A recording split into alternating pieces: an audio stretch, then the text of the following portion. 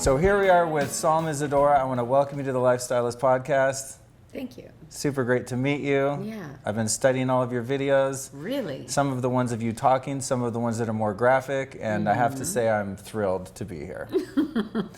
I hope I can live up to your expectations. For sure. And I also want to say, Mom, Dad, if you're listening to this episode of my show, you might want to turn it off now because this could get dirty. Or children. So yeah, children. If you have children, you don't want to learn about sex positive and healthy sexuality. Which I think kids should learn that, actually. I do We'd have a agree, lot less rapists running around the planet if we did teach kids about it. You know, Side note. I don't want to jump off. Yeah, we'll get there. So hard. We'll get there. Yeah, but one of the things I say is we would live in a very different world if I think like men were taught how to train their dicks instead of women had to cover their bodies. I'm with that. Can you imagine? For sure. In an ISIS training camp and yeah, there's a naked woman walking and they're like, "Thou shalt not rape." Right. Look her in the eyes. Yeah. Still a person. Yeah, that's good. It's her choice. That's good. Her body, her choice. What a way. I've never started a podcast like this. Okay. Usually it's like, okay, so what's your story? No, but seriously, how'd you get into this? So you're a sex coach, sex teacher, tantric sex expert, you're a yogi, you're into all of this really cool stuff. You have a wealth of information, which, as I said, I've been studying. How did you end up at this place where this became your life's work and your mission? I feel like it wasn't a choice. And I feel like when you've lived through certain experiences and you have to find your own healing, a certain type of person feels like then it's their job to teach that to other people or empower other people. So I grew up like very, very different from this idea of a sex expert or, a sexually liberated woman. Like it's funny now because people say, "Oh, you seem so confident or so free." And I grew up the exact opposite of this. Based on my research, which I do quite a bit of before I interview someone, if I'm not mistaken, you grew up at least part of the time in sort of a Christian cult kind of commune type situation? Yeah, so Psalm is actually my real name. And I grew up in a Christian cult. And it was kind of like, I guess, being Amish. It was in Northern California. I grew up in a cabin with no running water, no electricity. And you were like an early minimalist. Yeah. And the idea was, I think, our parents were from the hippie generation. And they said, mainstream society isn't good, so let's recreate and go minimalist. But when I grew up there, what I found, and in a lot of cults where there's so much idealism, there's a lot of shadow. So I grew up there, and I'd wake up every morning and go do like my chores to milk the goats and put on like a full dress, that covered me from head to toe. Where in Northern California was this? Mendocino. Oh, okay. Yeah, I'm from Sonoma County. Okay. So I didn't know that was happening up there. I was like, it's that's interesting. Not happening everywhere. Yeah, it was unusual even then. Yeah.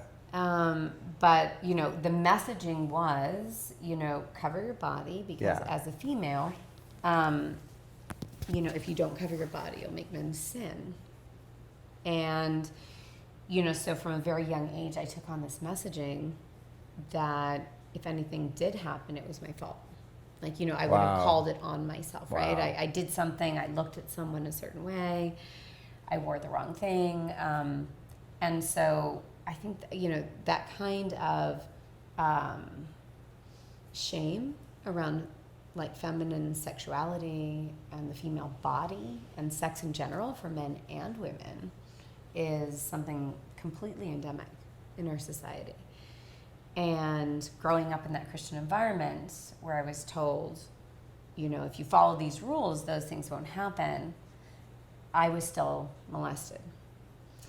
And then because... God, what an extra mind fuck. Like... Well, then... I mean, abuse is one thing, but in that environment where like... Well, then it's like, it's that so happened backwards. to you because... Oh, then there's like the extra guilt. Because I too am a survivor of a lot of different types of abuse, but sexual being one of them. And you know, there's so much, I never felt like I deserved it or I did anything like that. I just had a lot of shame about it happening for a lot of my life, but that's an added level of like. But I applaud you for saying gnarly. that, because I actually think that it's more difficult for men to talk about sexual trauma than for women. Interesting. Yeah, because I think there's just, again, we talk about culturally, men aren't allowed to talk about their feelings as much, and definitely about like sexual abuse. So, when we talk about like trauma, or just, I mean, even if people haven't had trauma to the extent that I did, growing up on a Christian commune, having sexual abuse,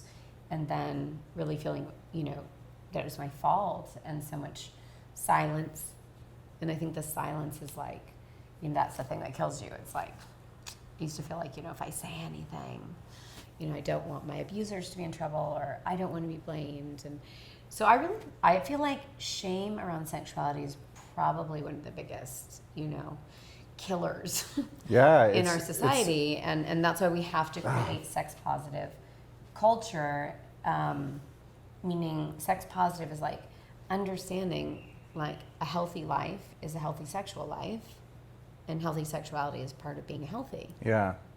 I mean, if you look at indigenous people, and I'm no history expert by any stretch, but I have a friend that's really into like ancient cultures and stuff, and the way that like a natural human approaches sexuality, the way children are introduced. I mean, going back pre-agriculture, the way children are introduced to sexuality, the whole human body thing covering up.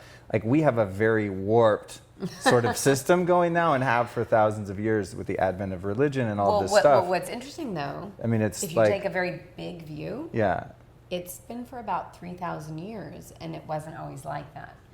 So, that was my journey, is going from this sort of myopic Christian cult being taught, cover your body, sex is a sin unless you're married, and just overall just not talking about sex or sexuality in a way that would allow anything to be healthy. And I grew up like that, and then ended up having the abuse, staying silent about it, taking years to find my voice. And how did you end up talking about it, and to whom did you finally let the secret out? Was it in therapy, or did you find someone you could confide in? It took me a long time, and before I found my voice, I actually spent years of kind of like addictive and self-destructive behavior, which I find is very common. So for any, how else can you deal? For like any kind that's of what trauma, I did. But then sexual trauma has this added layer that society's extra uncomfortable with the taboo. And so, I spent years using like drugs, sex, anything to just escape that kind of pain. And when I did go to therapy, it was talk therapy, and it still didn't like really help me embody myself.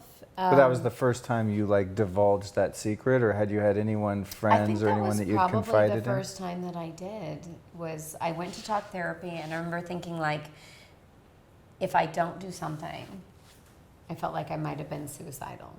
Right. And I was a young, like, single mom, so that wasn't an option. So I had to find a way to deal with like the trauma and try and start a healing process.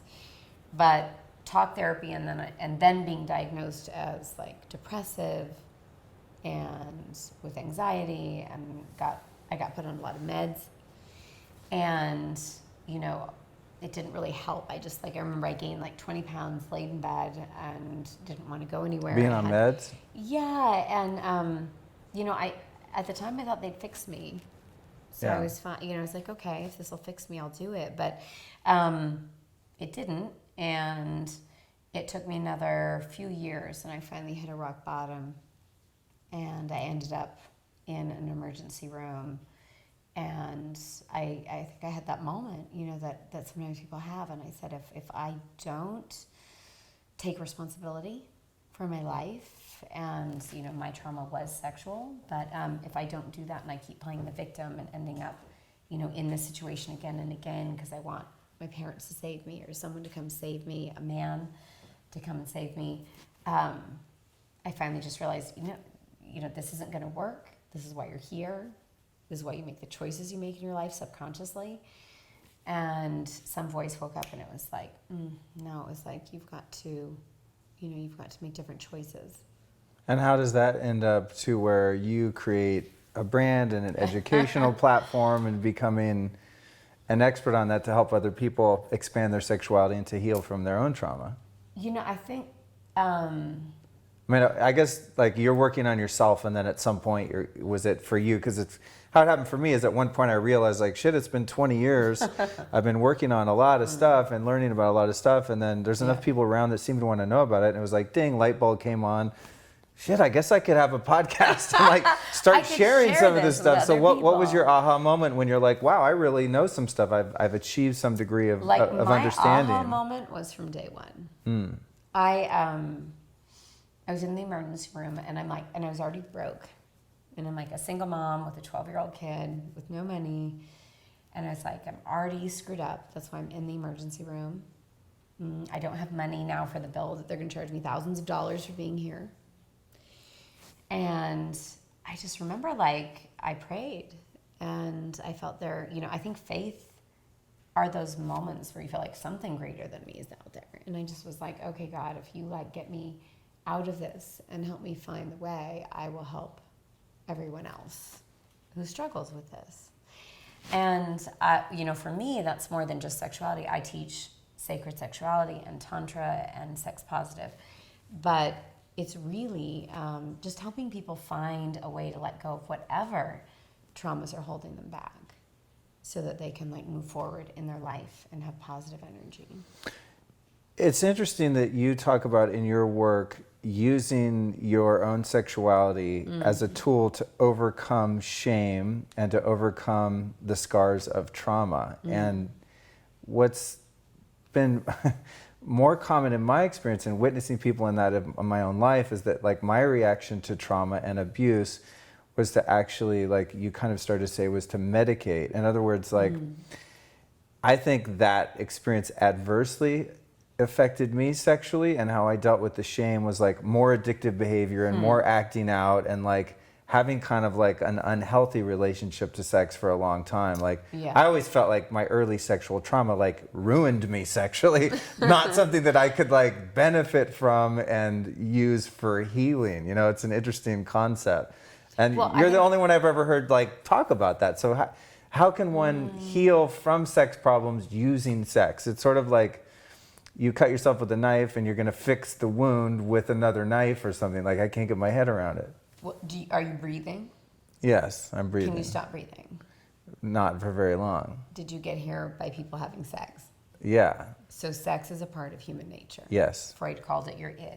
Yeah. So if we want to be healthy, we have to learn how to make our sexuality healthy. And so you can't run away from it. And there's a lot of, I think, spirituality or practices where people just try and avoid that and fix everything else in their life or become a monk or a nun or whatever that is. Yeah. And they get married and they're like, I'm not going to look at that. And then they end up cheating or whatever it is. Right. I mean, look at the Catholic Church. Like that's one demonstration of how that doesn't work. And no offense to Catholics. I'm sure there's a lot of Catholics that don't molest people, but there's obviously there's lots who don't. But there's a lot of sexual repression going on there, just for an example of what happens when you try to deny that. So it's interesting because I can definitely see, like, if I look at my friends who, guys that are my age and we're kind of similar in lifestyle and beliefs and stuff that didn't have sexual trauma, they definitely seem a lot more normal than me sexually in terms of appetite and just kink and whatever. Like I'm definitely like the black sheep, and the only difference about me is that happens. So it seems like to me it's sort of having that sexual trauma made me have to like really work on the sex thing a lot more, not because I'm not expressing it, because I've expressed it too much. It's like I became sort of hypersexualized. Well, does it go that way too? To me, it's like breath. It's like food, right? So if you had an issue with food, you have to learn how to have a healthy relationship with food. Okay, there you go. You can't just avoid sex. And even if you stopped having sex, to do that in a way that you say that you understand sexual energy isn't about having sex. It's, in India they call it Shakti. It is the force that creates life. and it's feminine. And I think that in the world we live in now, there's a big imbalance in that people have like made an enemy of their sensuality, their sexuality, their embodiment, the world of creation. And so all those things are either shoved into kind of their smallest or lowest or darkest pocket of like porn, you know, or something that isn't very elevated. Right. And then when people start doing spiritual work, they don't include sexuality.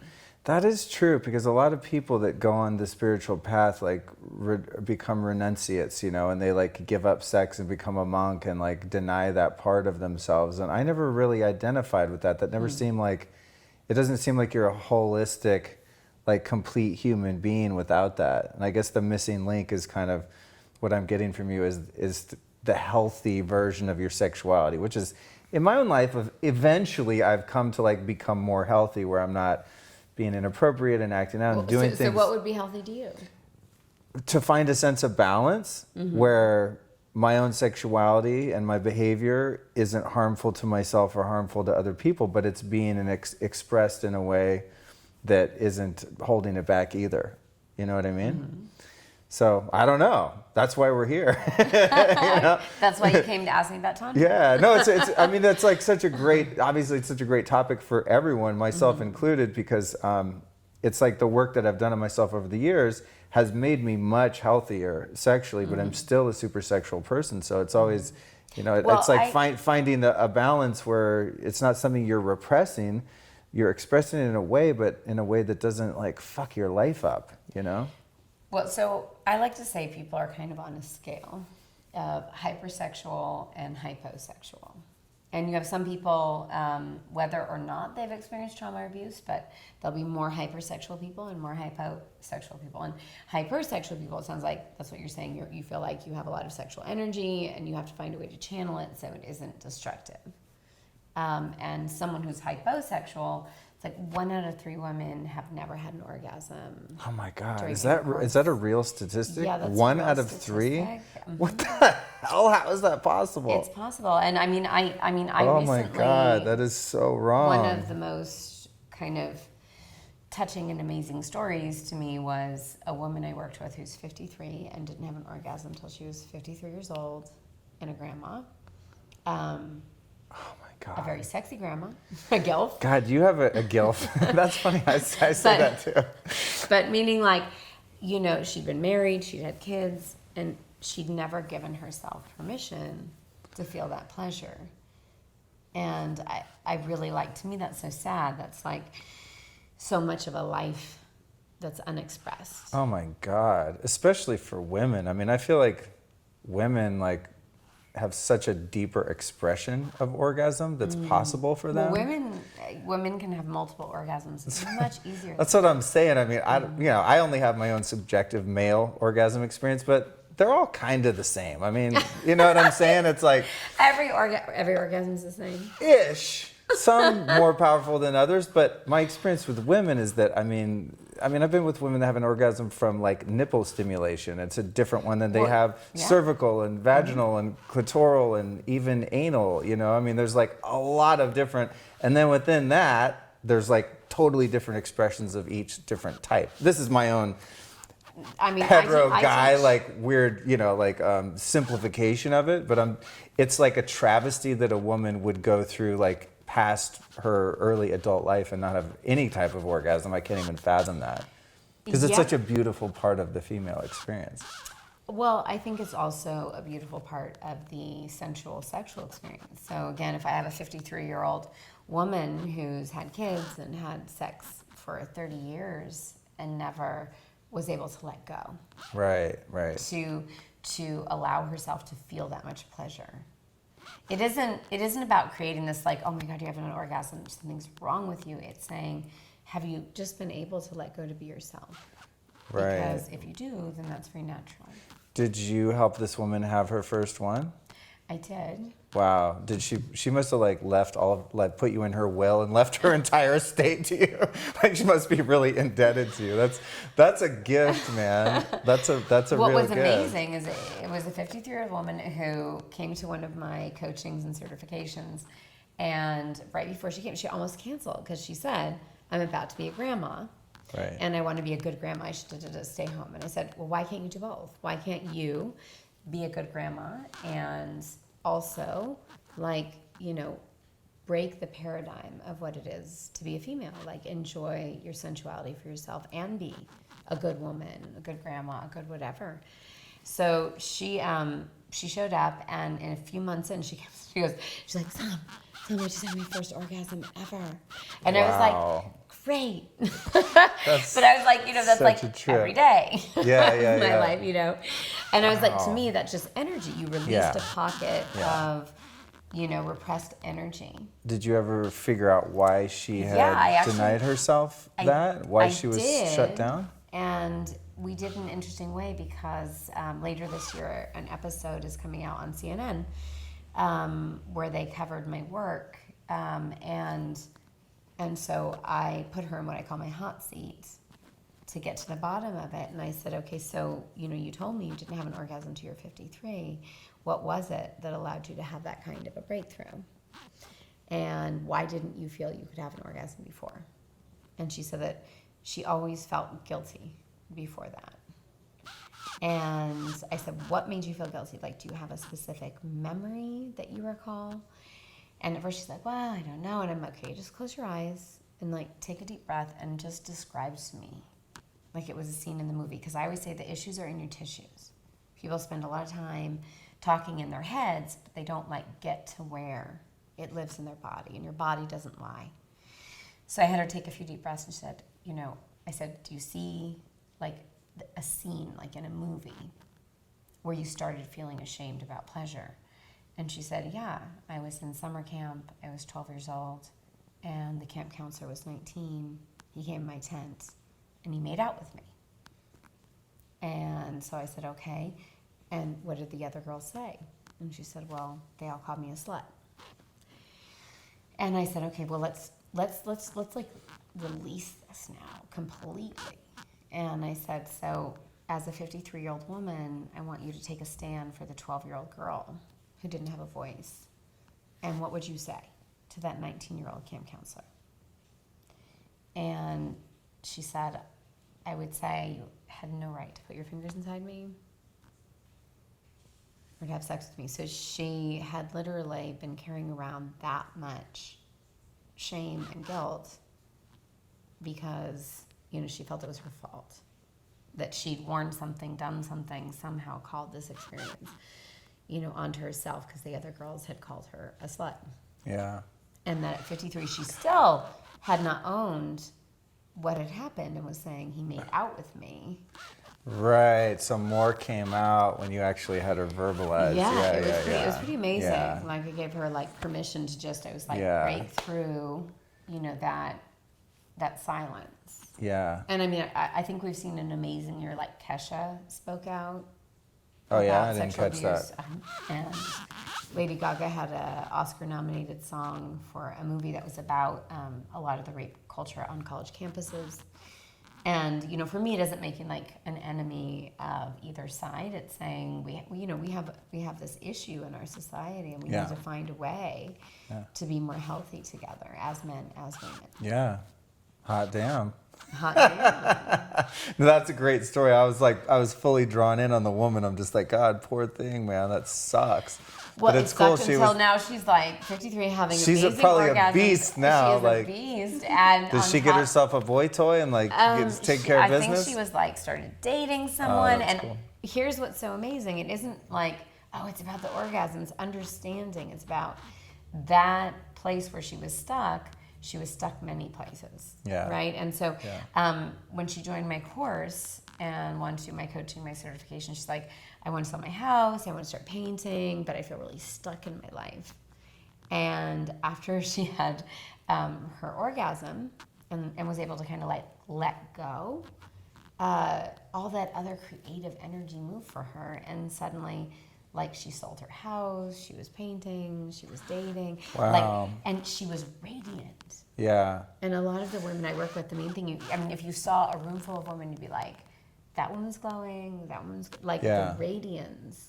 That's the interesting thing. I want to see your perspective on this. When a woman is expressing sexual energy versus a man, that it seems to me when women express that energy, that it actually, like, they capitalize on that energy and it creates more of an abundance of it. Like, it doesn't seem to be depleting. Whereas at times in my life as an entrepreneur, the periods I've gone through where I'm expressing myself less sexually, I've been way more productive and have crushed it because that energy seems to be just bleeding out into ideas and projects and partnerships and business. And then if I start having a lot of sex again, it's like, the productivity sort of goes away. In other words, like, sexual activity tends to, like, deplete my production and energy, whereas women, just like you said, they radiate and they attract people and they tend to just manifest. Is it possible for a male to be fully expressing their sexuality and also be transmuting it and generating energy at the same time? Or is there like a limited supply for a man, whereas women are tapped into an seemingly unlimited supply? Does that make sense? Yeah. I mean, I think that, there's definitely, I have friends who say, Dave from Bulletproof, he's like, practices semen retention. He recommends other men do that. And I think that that's a specific technique, and most people don't know how to do it. It's like easy to say, just practice semen retention. But it is a very specific good technique. luck with that. Yeah. At least good luck hands-free. But we'll talk about that. It's one of my questions actually later on, but carry on. I do think that women are actually built to be multi-orgasmic, and that women, when I went to India and studied, women are considered to be the Shakti, or the sexual energy. So women in the older system of looking at things were more sexual than men, had multiple orgasms more than men, and that was good for the human species. And I think at some point that became very threatening, and so there was a lot of like shame placed on female sexuality and females being because there's so much sexual power in the female sexuality, but because of that repression and the whole, like, you're a slut if you're expressing that, it seems to come from the powers that be wanting to repress that because it's threatening, right? But when that's turned loose, I mean, there's nothing more magnetic and beautiful and powerful Well, especially than understanding that I think for women, again, sex doesn't mean having to have sex. Yeah. It can just be... I get that. Women are more fluid in their sexuality. So, women can be very sexual and not have to perform the function of sex. I think for men, and even in India, they have what they call the lingam, and the lingam is like time, or the one point of focus. Right. And so in Taoism and ancient Tantra, it was more important for men to learn to curb their initial appetite for pleasure or ejaculation, and to learn to hold on to that and to allow the woman to have multiple orgasms or more pleasure. Well, this is what I like about Omi, and I'm sure you're familiar with that, right? So, I mean, in Omi, the guy's not getting any pleasure and really no expression, but is just bathing in that radiance from the woman, right? It's like the truest sense of that feminine energy. And I think as men, we're not really... outside of even Omi, and for those of you that are listening or watching that don't know what that is, I had an episode about it. It's orgasmic meditation. It's a technique where the woman gets stimulated in a way that's almost not even that sexual, and the guy doesn't get anything out of it. There's no reciprocation or commerce involved, and it's really cool. He gets a naked woman laying in front of him. Yeah, I mean, hey, there's it's nothing to shake a stick at there. But I just mean that, like, as guys, we're, from being raised on pornography and Playboy magazine or whatever, it's like, we don't have an idea of expressing sexuality in any other way than like, get girl naked, put it in, have sex, come, done. It's like, I don't think most of us, unless we really explore this area, know what it's like to just bathe in the feminine energy and sexual energy of a woman, like you said, without even necessarily having technical sex, but just allowing a woman a space to really express that energy. And it's like an intoxicating energy that our society has done a very good job of kind of killing off, to the point where guys don't even know what that is. Yeah, I mean, I think I think that pornography has both opened up the language to younger generation in a way that's positive and then also negative. So I don't have like a saying like pornography's been horrible or it's been great. I think that if we can take these more open attitudes of technology and the scale and start to educate in a positive way, that the younger generations are more open-minded about sexuality. That's true. Yeah, that's true. I think about now, like, oh my God, if I was 14 years old and had an iPhone, wow, like, be in trouble, dog. Like, seriously, the availability. I mean, I'm 46. I mean, I have a pretty high sex drive, but I'm like, I have to be weary of the iPhone, you know? It's like pornography is so prevalent now, you know? And God, for kids, but I guess that's the positive side of it, is that... Well, you know, one thing I always say, though, is it's just all out there. It's not so hidden away. I mean, I will have mainstream news, you know, news channels ask me like, oh my God, you know, this is so horrible for the younger generation. And I said, you know, I think that myself and most younger women I know are still in a better position than our grandmothers when sex was completely covered and hidden. So I'm not saying that the situation that we're in with so much pornography, so much availability is, you know, the answer. But if we look at social models like countries like Norway, where they have like more nudity and sex on television, there's a lower rate of sexual violence. Right, in the Netherlands too, right? Yeah. Yeah. So we can actually see how that it plays out. Yeah. And I think it's like prohibition on anything. When you prohibit something, it makes it stronger. I mean, look, when they legalized drugs in Portugal, it's like, oh, cool, heroin addiction goes down 50% in 2 days. I mean, it's like, it's fucking crazy. And the same thing too, like you go to Amsterdam, it's like, you walk in the red light district. I mean, so I heard from a friend of mine who went there. No, but I mean, you walk around the red light district and there's like half naked women and you can pay them 100 euros to go have sex with them. And there's like little kids walking around and it's just like a normal part of the culture. Not to say that prostitution's like the healthiest expression, but because the taboo's not there and the laws aren't there, they have like very low sexual crime there and sexual deviance because it's not being suppressed in that way. Yeah, I mean, I think what's really important is that we open up the conversation and that we start to have education, like a new kind of empowerment around sexuality, being part of our wholeness, our healthiness. I know, you know, going back to my story, having grown up with this, you know, Christian commune, like dogma, not all Christianity is like this, but where I grew up, it was very strong, and it was like, you know, if it was up to me to cover my body, or I would make somebody sin, and then when something happened, I took so much guilt and so much shame, and it took me a very long time, you know, to finally free my voice and to begin to speak about it and let go of it, and then to encourage other people to not carry shame and to not carry, you know, this kind of silence around sexuality. So I think that it's an important time for us right now to start to really make this part of our whole beings, is your sexuality being part of your whole being. You know, you as a man. Yeah. You know, like you said, like, and what do you choose to do with that? You know, do you choose to watch pornography? And even if you did, not necessarily feeling guilty about that unless you were overusing it, but if you felt guilty about it just because you were told it was bad, you'd probably do it more. Yeah, exactly. Yeah, exactly. And so... No, that totally makes sense. And I like your point that it's like the positive side of our culture being so infiltrated by sex and pornography is like, if I look at it from the female point of view, I mean, you have the whole side where, you know, women doing it or being objectified, and like there's a whole nasty kind of industry that's not that high energy. But like I look at young women now on Instagram and like they don't seem to feel like sluts at all for like acting very slutty. You know what I'm saying? It's like it's kind of created a freedom, it seems, for younger people, especially younger women, to like, this is me, I'm doing me, fuck you if you don't like it. Like, it seems that a lot of the shame has sort of gone away just because it's so... A lot of the shame has gone away, but I don't know if a lot of value and empowerment is there. Yeah, so totally.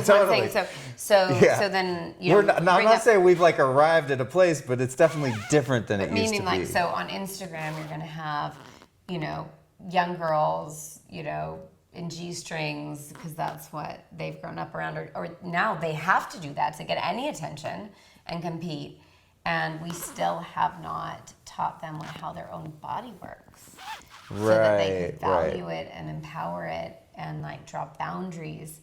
And I always say, when women come to my class, I'm like, I don't care what you put on Instagram, wear lingerie, whatever you want to do. But I hope you have monetized that.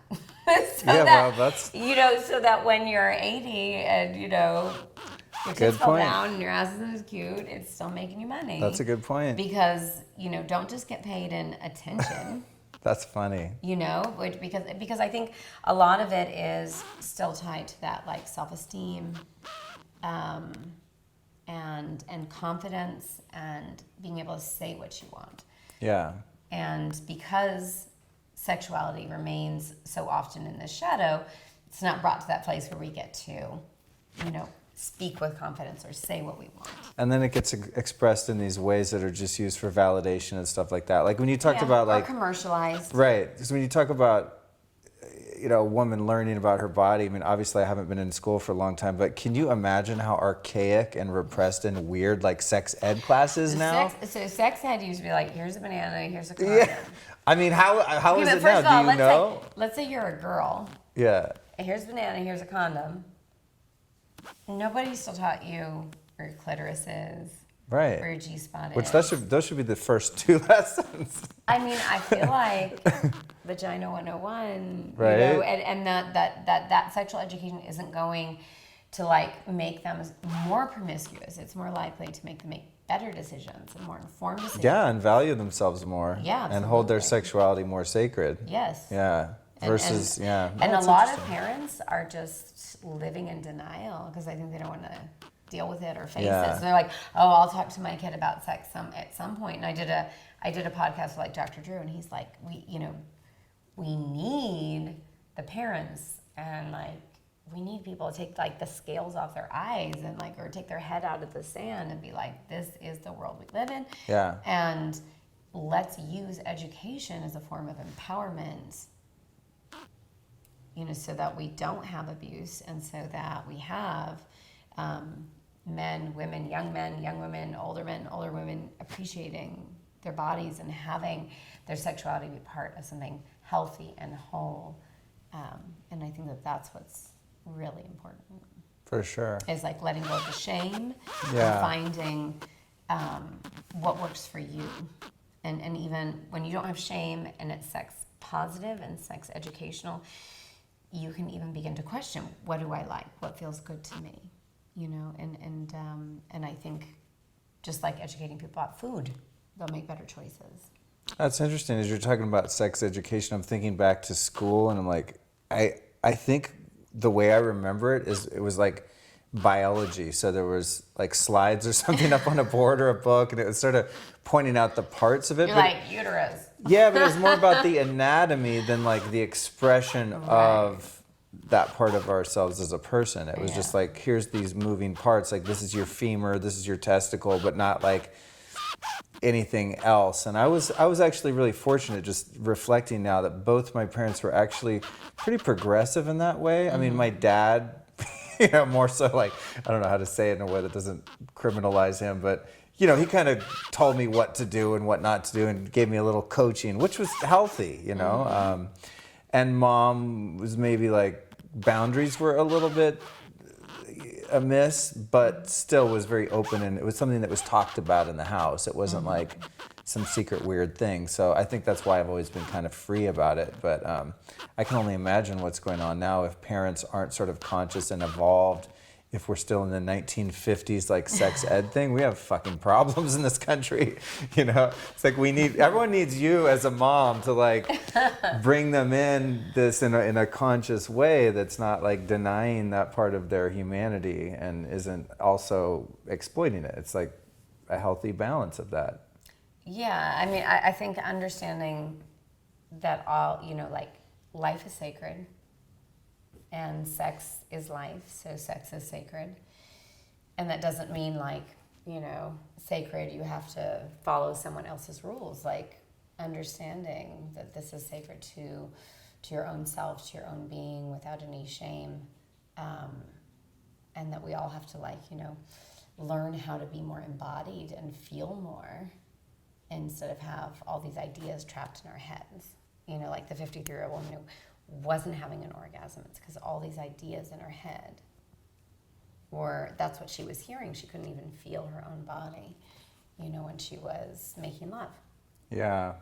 And so I think we have to learn to be in our bodies and to feel again and to unnumb ourselves, and, you know, to let go again of the shame and to use that as a way to stop a lot of the abuse or violence that's going on.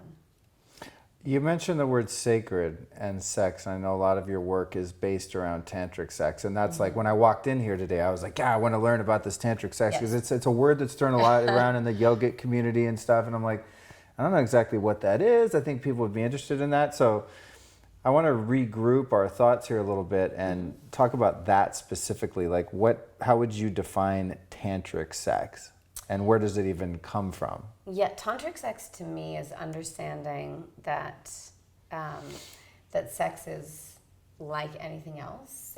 Like in yoga, it's the yoga of sex. So we have 3 layers. We have our physical body, and then our psychology, and then our energy or our soulfulness. So sexuality is happening on 3 levels all the time, but most people are so shut down, they're only experiencing it mentally. Or even if they're physically having sex, it's all mental again. You know, somebody who, like a woman who can have an orgasm, is physically having sex, but so stuck in her head that she's not experiencing the physical side or the spiritual side.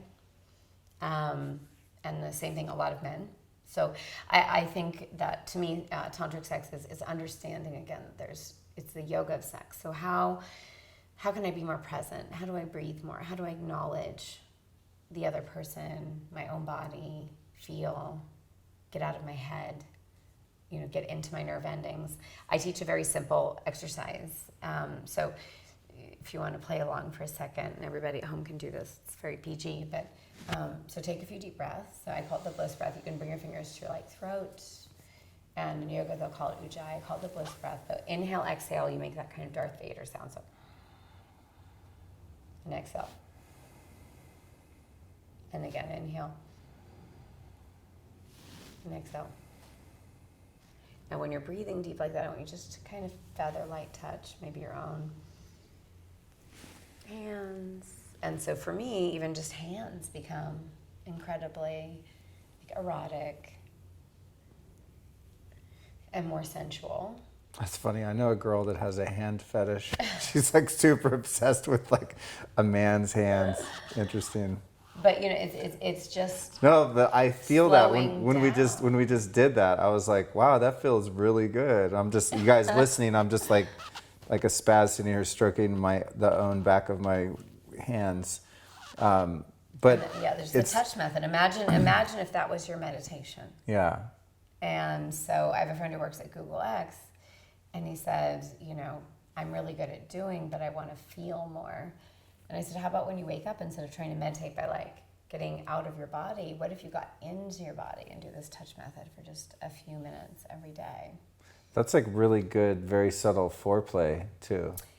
It's amazing foreplay with another person, but it's even just to feel your own energy and be aware. So tantric sex then, I mean, is it an official system like hatha yoga, kundalini yoga, this, that, tantric sex? Is it a thing, or is it just like a general model? Or is it like, oh, it started in India and, you know, 2000 BC and what, I mean, is it like an actual thing? It's an actual thing. Like Kundalini yoga. So if you want, like, you know, you just start with finding your Mula Bandha or your root law. Okay. Okay, but in a lot of yoga, they take the sex part out. Yeah, they use all these like wimpy words. Yeah, so but you put the sex back in because you're a sexual being. Like my teacher Tage, that you know, she'll be like, okay, contract your rectum and your sex organs. I'm like, thank you for at least like being a kind of a grown up instead of like that area down there that I don't want to talk about. What have you said? Inhale, squeeze your sex organ. Lift that kind of orgasmic desire or feeling to the top of your head, and exhale, send it back down. backside of your body. And again, inhale, squeeze. For men, that's kind of like your kegels or the area, your sex organ, sex energy. And you can get a feel. In Sanskrit, I believe they call it the taint. Yes, that is Sanskrit. Exhale, relaxing and letting that go back down. And so this is how men can actually learn how to edge as well. But really, It's so good. I'm sorry. It's so hard for me not to interrupt you because I'm like identifying so many things along the way. Carry on. So edging for men would be that, and for women would be self-pleasuring to the point that you feel you might be ready to climax. And instead of releasing the climax, you would hold on to that and inhale, squeeze those muscles, hold the orgasm like up to the top of your head, kind of hold it as long as you can, and exhale, send it down the backside of your body. This is so funny because as we discussed before we started recording, I've been practicing Kundalini Yoga for about 5 years, and I talk about it on the show all the time. And earlier in life, and I don't know if this is because I was younger or whatever, but when I had sex, it was like, I was talking to a guy friend today, he's like, oh, I have a problem, I can never come like having a hand job or like oral. And I was like, are you kidding? God, it's like hard not to. I was always on the side where I could climax a bunch of times if I was given a span of time. But when I was first with a partner, especially in the beginning, it was really hard to hold it back. And this went on for a long, long time. After I got used to someone, then I could control it. But at first it was like difficult.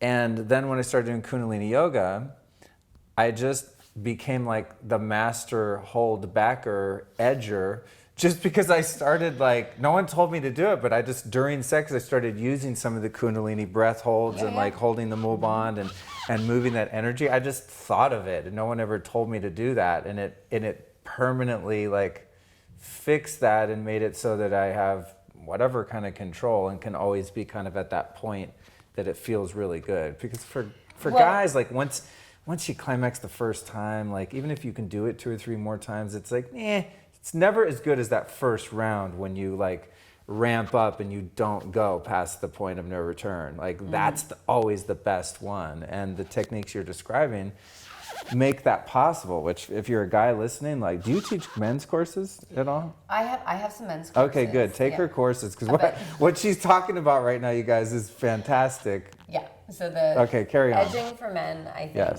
is important. And one of the things you're describing is the ability to relax when aroused. And a lot of men aren't taught this. And again, go back to just like scenarios where if you're never given any education, you're in a culture where women are always like covered up and sexuality is a secret. As soon as you see sex, it's explosive. And so learning how to relax and be in a state of arousal, I think is really important for men to learn how to edge. And for women, can actually have multiple orgasms in a more full-blown way. You bastards. Yeah, but we have to do a lot of other things. You guys have childbirth and menstrual cycles, so it's cool. It's even. It's even. Yeah, but I always like envy that in women. I'm like, really? Like. But wait, here's how I teach people in a very practical way. So you would, if you were edging, you would get yourself to that point that you were like, close to orgasm or climax, and then you would stop yourself and take a deep inhale, and then really just even visualize moving that energy at the top of your head, and exhale, send it back down and around. And you can. It sort of goes in a circle. You can, right? But really, you have to. So inhale and squeeze the muscles, and lift the energy up, and then exhale, and you can let it flow back down. Yes. And that's for women. I teach something called O Yoga, where I teach them how to like inhale and really squeeze, and then exhale. Let the energy go. During sex, though, since women are multi-orgasmic and their performance is not like dependent on them having not climax like a man, is there any point for a woman to edge or like hold back an orgasm, or should they just like let them wave out and as many as you can have, go for it? You made it to 9, go girl. I mean, does it make it more intense if they kind of edge and hold back and then have a sudden, massive tsunami that learning how to edge means learning how to allow yourself to have more. So for women, if a woman can learn this like O Yoga, inhale, squeeze, and lift and hold it, and exhale, hold, then they can become multi-orgasmic and have full body orgasms. Oh, right. So for them, it's really then an understanding that if I fully contract the muscles and then fully relax the muscles, I like go that. in this wave. Right. I like what you're saying, the full body orgasm, because when you're with a woman and they or you take the cheap shot, which I consider a cheap shot of like just a quick clitoral orgasm, it's like, it's not as impactful. But you can start there. I Right. just can do it at the doorbell. Okay. That's funny. That's funny. Right? You Yeah. know, you're like, ring the doorbell. The clitoris has 8,000 nerve endings, which is twice as many as the penis, if you didn't know that. So, again, God, that's crazy. it's, And it's think about very interesting that women are taught that we're less sexual than men, when in fact Oh my our bodies God. are built to have multiple orgasms. Our clitoris has 8,000 nerve endings, whereas the penis has That is the 4,000. most bullshit belief I've ever heard. To me, women, I mean, an awake woman such as yourself, a woman that's connected and just owning her body and her energy is like a walking fucking orgasm sex machine. Like they just But so I tell people now, radiate it's like that. it is like you don't have to have sex to tap into this energy. Yeah, I like. And yeah. so it's just the energy, what we call Shakti. It's like chi. Yes. And if you don't have shame and you don't have ignorance, you can actually just be in this state of being like turned on to life all the time. And it makes you more magnetic. It makes you more creative. Oh, I just had a revelation too. And if a woman has high self-worth and self-love and doesn't have shame, she can actually radiate that without using it as a power trip and a manipulation tool, Well, you know right? what's really sad is Like, because their sense of self-worth isn't like, look at my tits, look at my ass, look at the sexual energy. It's just like, I think a powerful woman that really embraces that femininity doesn't actually need to use that as a piece of commerce. It's like, well, I mean, as a female, using it as a piece of commerce is not what any woman usually wants. It's, I remember being in my 20s. And I mean that figuratively, I mean, like, just like getting attention and but whatever. being in my you know? 20s and some of the first jobs I had working at companies and being objectified and having, like, it's not usually what they want, but it's all there is. Yeah. So I think that's why learning how to own your own body and how to not have that shame and how to feel like, again, allow that sexual energy to be there, but have boundaries, be able to use your voice. That's where I see a lot of my female clients and students just come alive, because now they're radiating that energy, whereas before they might have like held it back. Like I had one woman I worked with, and she was so funny. We were working on a documentary, and she's like, I wore high heels to work today, so. And she's like, not because I had to, not to get attention from men, but she said, I've spent 20 years like dressing unsexually to be taken seriously. Right. Right? So she's like, I put on high heels today because they felt good to me. Yeah. Like, and I walked around Absolutely. feeling like I feel good, I feel sexy, and I don't have to either play it up or down to be taken seriously in the workplace. Exactly. As a man, and I think any guy I know at least would agree, when a woman has self-worth and is also beautiful and sexual and connected to her body, like there's nothing that can stand up to that. You know what I'm saying? It really is. Where if you see like a woman that is like physically in a superficial way sexual and like putting that energy out, but you can tell it's coming from a place of weakness, it's not impressive at all. I mean, you might be like, oh, I'd like to have sex with her, but it doesn't have that kind of magnetism. Well, I think when a and then fully think awake about- and beautiful woman has, it's like, yo, shit, what do you want? I mean, you want to serve them, and I mean that in the most positive sense. I mean, that's the woman. And maybe serving them means not having sex. Maybe like, again, like Yeah, this I mean, energy like- can create a human being or a project, Yeah. business, art. How do we serve? I mean, that kind of energy just commands like the best from a man. Is what I'm Yeah. getting at. Like when you encounter a woman like that, there's a certain, I don't want to say respect, but just a reverence, and you're on board with whatever they have to say. That's like the real power of a woman, instead of just the empty sexuality of using that sort of seductive energy to get her way. But when a woman's fully empowered and has that, it's like, fuck, okay, look out. it's unstoppable. It's crazy. I think that we all need to have sexual empowerment. Yes. Men need it, women need it. We all need to not have shame and to really own that and own how we like move with it in the world, and like what is it that you want and I think you use the word self-respect. Whereas for a lot of people, sexuality has been shamed so long that the things that they're doing, they don't feel really respectful. Yeah. Okay. So I rarely look at my notes, but I'm going to look at them now because I had so many good questions. We've already just intuitively meandered through a lot of them. But if I walk out of here and I don't get some of these from your perspective, I'm going to be super pissed at myself for missing it. Okay. So who's more afraid of physical and sexual intimacy, generally speaking, in your opinion, men or women? I think, in my experience, if we're talking about orgasms, like a lot of women are having sex but not really present and not allowing themselves to release into that full orgasmic pleasure. So that obviously that's a lot of fear, I think, in truly being intimate and letting go of control in that moment.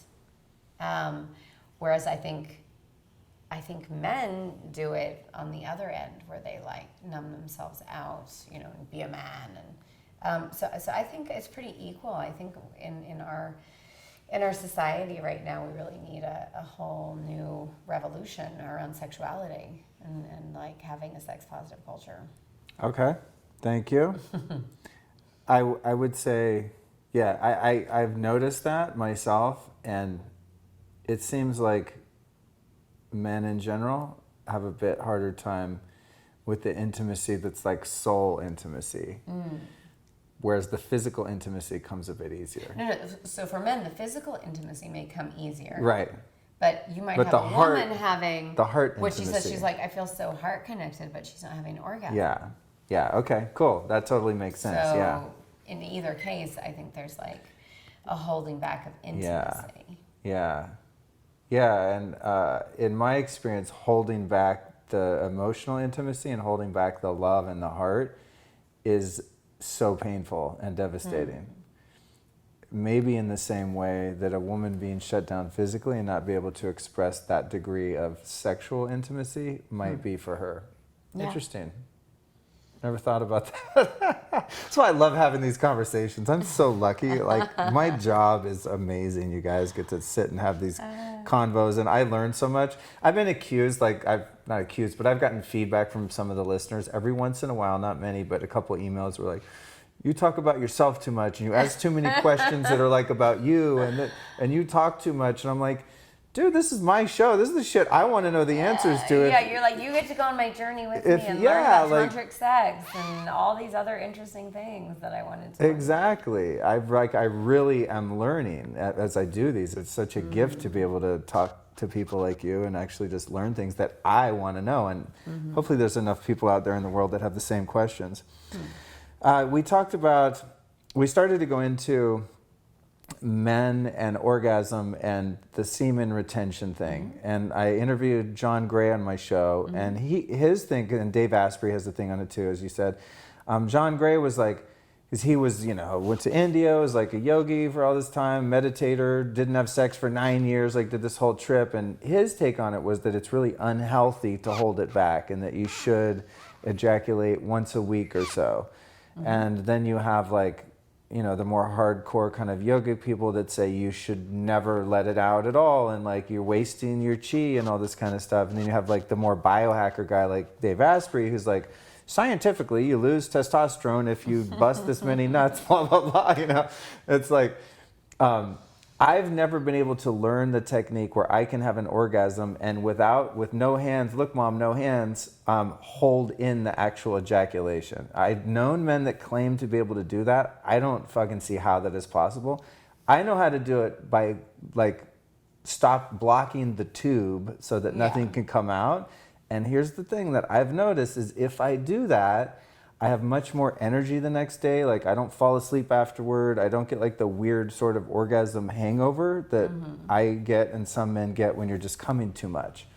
So that's been my sort of hack. But when I talk to John Gray, he's like, oh, you definitely don't want to do that. That's horrible for your prostate and this and that. I'm like, yeah, but I don't really like having sex without climaxing, but I don't necessarily want to be ejaculating like 3 times a day. I'll like get nothing done and I'll be super tired. So what's I up don't with... think John Gray told you to come 3 times a day. No, he did. He did. He said 3 times a day. No. I'm just saying that would be my natural propensity. If I have like a lover I'm vibing with, like I'm not gonna ever hold it in. So when it comes to the male orgasm and ejaculation, what are your thoughts on that whole trip? I think that there's definitely something called, so in India they call it ojas, and they say that a man is born with a certain amount of this sexual virility or ojas. And it doesn't kick in until you're a teenager, and then obviously you hit, puberty, and it's happening while you're asleep. So, right. So there's ojas coming out of your ears, and that the longer, but they in ancient Taoism they say there's only so much ojas any man has. During one lifetime. In one lifetime. Wow. So they say, so if you can learn to hold that back, you'll live longer. Right. It'll increase your Yogi lifespan. Bhajan talks about this. He did. How old was he though when he passed? He was young. Yeah, he was young. Yeah. So I think what's in my guru, I went to India and I studied for 9 years, and I studied ancient forms of Tantra, but I studied the goddess worship form. And what my guru said is every man should learn to withhold orgasms so that he have some function of control over his own sexual id or sexual energy, and be able to make a decision if he was going to release that and share the orgasm with his lover. But the way that he put it is sometimes it can be a very beautiful thing or an expression of sharing that energy. But I think it's like anything else, like jazz. There isn't yes and there isn't no. I know. Now, Dave Asprey's point is that most men haven't even thought about probably practicing semen retention. And then you have John Gray saying, I didn't at all. Yeah. And so they're both very extreme. Yeah. And what I'm saying is, though, I do think you probably have to practice not ejaculating for a period of time until you can control that and have a choicefulness around it. Is there a way specifically, do you think this is an urban myth or legend that a man can have a full-on orgasm and no liquid comes out of their body without doing anything except using their mind and will to stop that? Honestly, most men I know who say that they do that have a more feminine type of orgasm. Like more of a full body wave kind of thing? And more feminine type of man. I see what you're saying. Okay. Yeah, so I think that... Because I just can't imagine that. Like, when you have... But men can have multiple orgasms. Because the orgasm... They can learn how to cycle the energy of the orgasm. Right. Okay, yes. Okay, so just like we said, inhale. And you can actually, I know men who definitely have, multiple and full body orgasms. It's not the same, I think, as a woman having full-blown multiple orgasms. Right. Well, if you just hold back a little bit. Yeah. I mean, if you just listen to the audio of a woman coming versus a man, you can tell there's a lot more going on for the woman. So we just want to find maybe a way where you're not totally, quote unquote, wasting that energy indiscriminately, having some consciousness around, like, if you're a man, how much your orgasm. If you were a man and you didn't have all these blockages, you didn't have a lot of shame around it, then how would you express that? That's the question. How would you be embodied with that? And I think there would probably be a healthy amount of full release with your partner, and then also the ability to know when you want to retain that and hold on to that chi or that ojas to do other things for business, for work. Build a business. Yeah. Yeah. And actually, they used to call it sex magic. So the longer you would hold in orgasm or your sexual energy, you can redirect that focus to other things. But I also do believe that you could equally use it as worship. You could say, I'm giving my orgasms to those spiritual Well, focuses. Napoleon, or those any kind of focus. yeah, Joe, our buddy here that's helping with the recording, he was saying on the way over here, reminded me of Napoleon Hill, who talked a lot about. He talked about transmutation of sexual energy, Yeah. which is called sex magic. So Okay. Transmutation Yeah. of sexual energy is in a book called Think and Grow Rich Yes. by Napoleon Hill. Okay. He doesn't say how to do Drop it. it. He says there was a time, like Napoleon or other like great artists, entrepreneurs, Henry Ford, I think he cites all these people. He says, really learned that they had a high erotic drive, but they learned how to give it focus.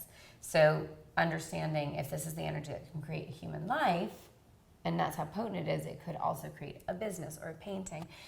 It doesn't, I think, always mean, though, actually physically having sex or not physically having sex. Right. It's actually just tapping into the flow. Yeah, Napoleon Hill's trip too seemed to be, because he kind of came out of this like Christian Scientist New Thought movement era, and so what I took away from him was he was definitely a proponent of monogamy and having a wife. And he's like, if you're in, a committed relationship and you guys are supportive of one another, then you're not running around banging a bunch of people. I'm paraphrasing. He, of course, sold Napoleon. But he's like, if you just stick with one person and you really build a life with them, that the two of you become this sort of force of nature, and you're not squandering it running around chasing tail. If you just set aside some of the ideas there and just think of maybe the idea of I have a partner and we both have a shared goal. Right. Then we would both be directing our sexual energy to the same shared goal. Cool. Right. Yes. And then that lets go of the ethical side of. Yeah, totally. I mean, because around the time I started reading a lot of Napoleon Hill, I was in a committed relationship for about 5 years, and I built a great business during that 5 years because I wasn't running around squandering that energy, and that relationship was not sexually driven. It was like not a big part of it. It was a great relationship. There was a lot of other things that were wonderful, but sex wasn't a huge motivator in that particular one. And I was reading that book a lot and listening to his lectures during that time. I was like, God damn it, he's right. When you're not running around like banging half of Hollywood, you can actually get some shit done. And then again, you have like people who are doing that or. Yeah, those people are freaks of nature. I don't understand. Because I've known a lot of guys, especially like entrepreneurs that are really, really wealthy and successful. Not name dropping. No, not at all. And they have sex with a lot of women and still bring it. One guy in particular I know is in real estate. He's a beast in business, and he's like banging a different girl every night. No problem, gets up, goes to work, produces an immense amount of value in the world and money and all that. I'm like, how do you do both? It seems, for me, it's kind of one or the other. But anyway, thank you for that. Well, so then the question being for you right now, where do you find yourself on that scale? I think a happy medium. I think I feel like I have a pretty good relationship with sex at this point in my life.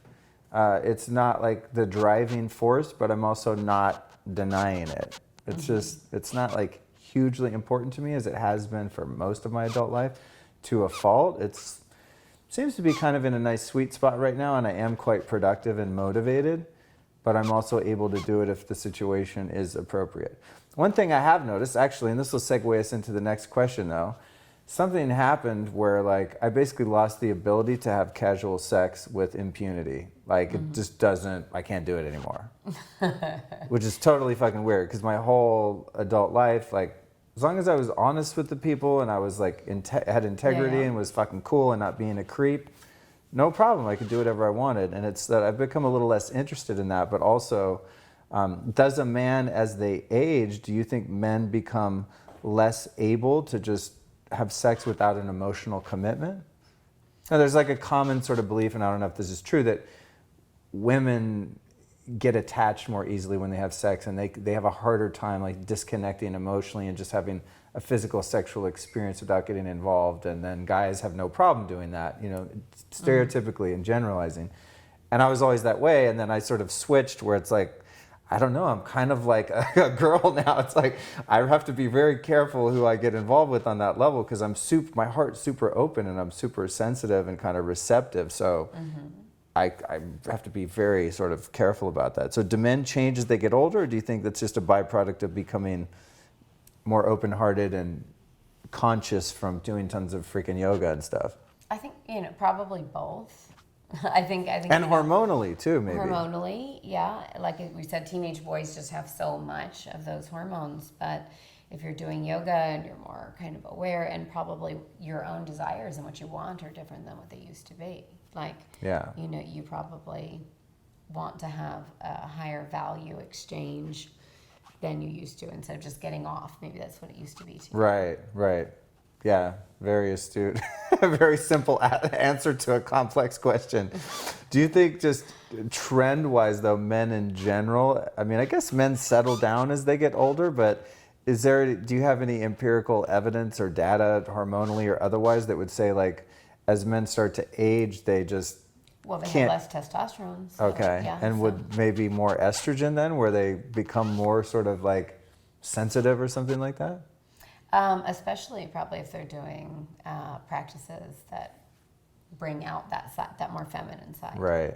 So if you're doing practices to bring out your more feminine side, you're going to feel the more feminine side of your sexuality. Oh, so that's true. If you're doing yoga, if you're doing meditation, you're probably going to feel more of your feminine side. Yeah, because I've talked to some other guys around my age that do a lot of kundalini, and I've said like, has this happened to you? I'm kind of, come here, you know, like, can you like not run around and get laid anymore? They're like, are you kidding me? No fucking way. Can't do it, man. Can't do it. But it's you're like, in a yoga class full of hot women, right? So. Yeah, but I don't go there. I don't go there. Not there for that. Oh, do you know, I've done this thing called white tantric, which is like a kundalini thing. It's like an all-day thing. But it has nothing to do with sex. So I think I want a little clarity for people about the word tantric. It seems to be used in a multitude of different ways. Do you have a way to explain that makes sense? Sure. So Yogi Bhajan was a really amazing teacher. And I think being an Indian teacher, he came to America and people were like, what's Tantra? What's Tantra? And he made a distinction that isn't in India between white Tantra and red Tantra. That is not one of the older distinctions in India. So he just kind of made that up. Well, he was trying to help people out. So he was like, Okay. You know, it's still tapping into what we almost consider that sexual energy. But white tantric would be to take that energy and sublimate it away from your sex center or having sex. And red tantra would be to utilize that into having sex. Cool. Thank you for that distinction. Because when you do the white tantric course, you do it with a partner, not like someone you're with or whatever. Yeah. I mean, I just had this. No, like you and me right now. I do something called the KISS meditation. Okay. So the first K is for kinetic, meaning we're in our bodies. Then I is for intimacy. Then the first S is for slowing down, and the second S is for sensuality. So we would like, if you put your hand on heart and just breathe at the same time and look at each other in the eye, and try and breathe at the same time, which is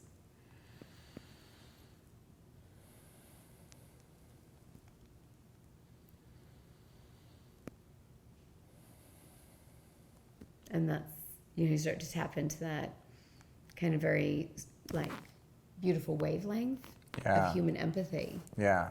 And that could be then taken to a form of foreplay, or that could be just taken straight into your meditation and use that energy in that more white tantric. That's cool. Thank you for clarifying that. Yeah, that's fantastic. That felt really good too. It just totally slowed everything down. It's funny as a guy, like, I don't know, I guess unless you're into this stuff, you would never be with a woman and be like, hey, let's really connect and get this really intimate bond. You're just like, foreplay, escalate, ejaculate, sleep.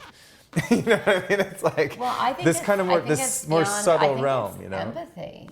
Right. Even. It's like, you know, I think we have these roles. It's like, oh, even sexually, like, be this kind of man for me, or be this kind of woman for me, or be feminine or masculine this way. What if we were, you know, really empathetic as human beings? And when I looked at you, you know, and your eyes are the windows to your soul, and I looked at you and it was like, well, there's another like human being, you know, and be able to actually feel what you're feeling. Yeah. And exhale, let it go. Yeah, those exercises are like in some of the Kundalini yoga and in the white tantric where you have a partner, and it doesn't have to be female. I've done a lot of them with males too, but I feel myself like so terrified of that closeness and that intimacy. I mean, it takes a lot of like courage and consciousness just to be able to allow myself to be vulnerable in that way, which is really interesting.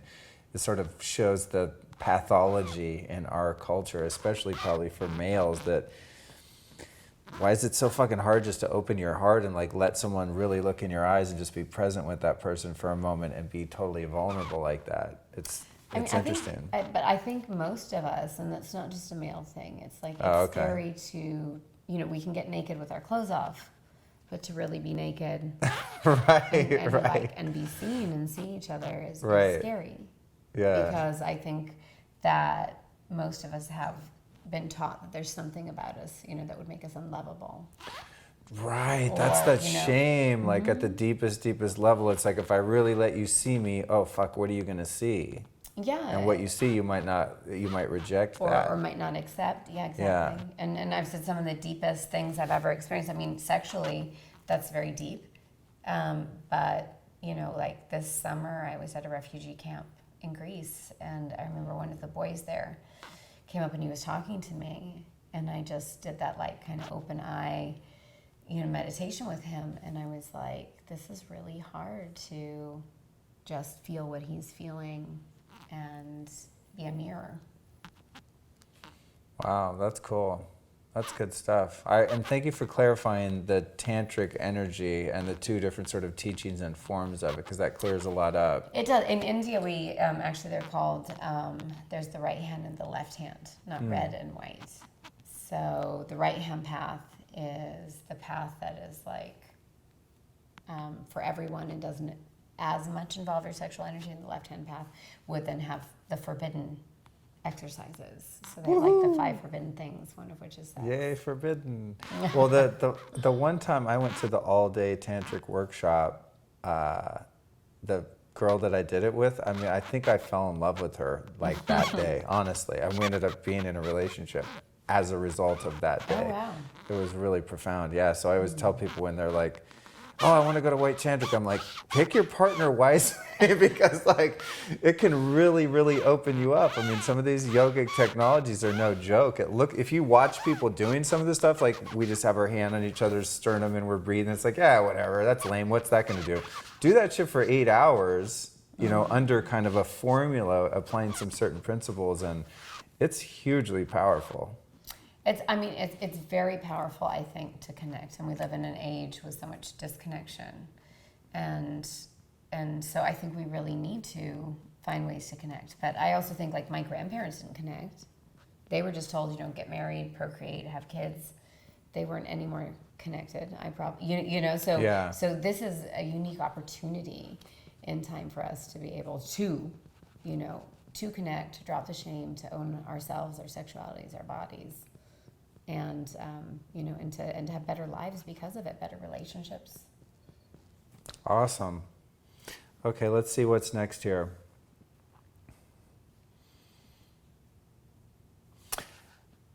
What are your feelings on group sex? Boom. What that did was John like Gray left field. say? I took a nice What pause. did John Gray say? I don't ask everyone the same questions. You get your own special I questions. love it. I get the group sex. I myself, I've experimented a lot. I've been very open in this area, and I've had sex in a lot of situations where there were definitely more than one person in the room. It's not something I'm like currently have any motivation toward, but what's up with that, just historically and now? So they're actually, if you look at the Kama Sutra temples and ancient Egyptian carvings, like orgies are not new, and multiple partners, threesomes is not anything new. I think that, there was a time where for me, I'd never done that, and so it was kind of exciting to explore that taboo. And now it's a lot less exciting because I would rather have a strong sort of connection with one other person. Than to kind of like feel like, oh, there's all these different energies and all these different things going on. But I think, there's something wrong with that. And I have friends who teach that, read about sex. He's all about play parties. And I just find that, I'm usually like, I'd rather go home. I've got, a lot of things I want to work on tomorrow. So maybe that are it's important to me in the world, and a play party is lower on the scale. Maybe and two people really looking at each other and being fully engaged, I think there's no room for anyone to check out, hopefully. Yeah. So not necessarily unhealthy, something that one might want to experience. I think that shame is always a problem. So if you make people ashamed about the idea of polyamory, or they're more likely to act it out and or repress it and do unhealthy things. I don't think there should be any shame around it. And if someone has interest in group sex or learning about polyamory, there's, great books about it and communication. And again, I think authenticity to yourself and not having shame is the most important part. But it's also not like, ding, ding, ding, you won the big, gold medal. Because, right. Right. I think anything like some people who are poly are judging people who are monogamous as not as good as them. And then some people who are monogamous are judging people who are poly as not as good as them. And people aren't just measuring according to themselves. Have you ever seen an open relationship be healthy and fulfilling and long-lasting? A few times. I think it's challenging. I think it's very challenging, and we could say that that's human nature. We could say that's primal. We could say that's our culture. But I just think it's the way it is. And I have seen some people have long-term open relationships that are explicitly like, we are poly, you're with other people, and they last a long time, and it works for them. But it is a small percentage. I tell people who are sometimes I'll meet, couples and they've been together a long time. They're starting to get bored and they'll be like, do you think that's a good idea? Should we start being poly? And I'm like, you kind of have to just recognize that it's not about the ethics, that it's right or it's wrong. It's really about understanding you're introducing something that may destabilize. Now, if you're willing to risk that for excitement, then that's okay.